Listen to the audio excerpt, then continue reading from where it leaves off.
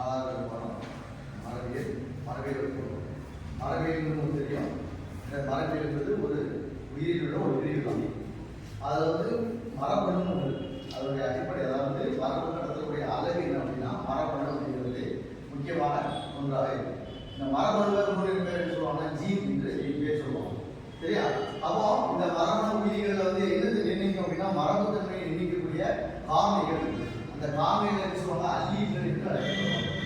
நம்ம அல்லீல்கள் சொல்லுவோம். அதே மாதிரி பார்த்தீங்கன்னா இந்த மரபியல் மாறுபாடு, வேரியேஷன் சொல்லக்கூடிய மாறுபாடுகள் சொல்லுவோம். அது எப்படின்னா சந்ததிக்கும் பெற்றோருக்கு சந்ததி அகன்சியம் அடுத்த சந்ததி கடவுள் இந்த மாதிரியான கருதக்கூடிய ஒரு அளவு தான் மாறுபாடு அப்படின்னு சொல்றாங்க. வேரியேஷன் அப்படின்னு சொல்றாங்க. அடுத்த பார்க்க போறது என்ன அப்படின்னு பார்த்தீங்கன்னா